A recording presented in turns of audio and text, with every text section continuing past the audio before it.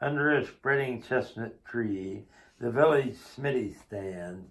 The smith, a mighty man was he, with large and sinewy hands, and the muscles of his brawny arms were strong as iron bands. The smithy is the shop the blacksmith works in. That's what a smithy is. His hair is crisp and black and long. His face is like the tan. His brow is wet with honest sweat, for he earns what e'er he can. He can look the whole world in the face, 'cause he owes not any man. Week in, week out, from morn till night, you can hear his bellows blow.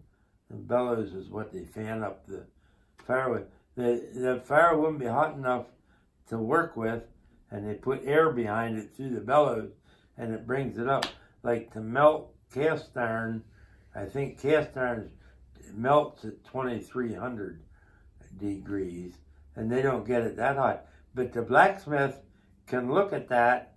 The blacksmith shops, they want them pretty dark inside, not lit up, because they could tell the qualities of that iron and where it was in the melt to form it just by looking at the colors in there.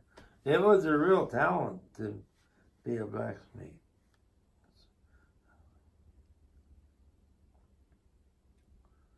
Week in, week out, from morn till night, you could hear his bellows blow. You could hear him swing his heavy sledge with measured beat and slow. Like a sexton ring the village bell, and the evening sun is low. And children coming home from school look in at the open door. They love to see the flaming forge and hear the bellows roar. That's what makes the air, the bellows. And catch the burning sparks that fly like chaff from a thrashing floor. When they used to thrash wheat, and they do it in the barns and stuff, the chaff is the coating on the wheat. And when they thrash it, then the chaff flies around, you know? He goes on Sunday to the church and sits among his boys. He hears a parson pray and preach, and hears his daughter's voice singing in the village choir, and it makes his heart rejoice. It sounds to him like a mother's voice, singing in paradise.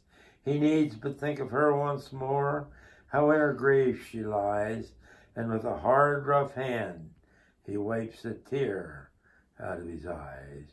Toiling, rejoicing, soaring onward through life he goes. Each morning sees some task begun. Each evening sees it close. Something attempted, something done, has earned a night's repose. Thanks, thanks to thee, my worthy friend, for the lesson thou hast taught. Thus at each flaming forge of life, our fortunes must be wrought. Thus on its sounding anvil shaped, each burning deed and thought.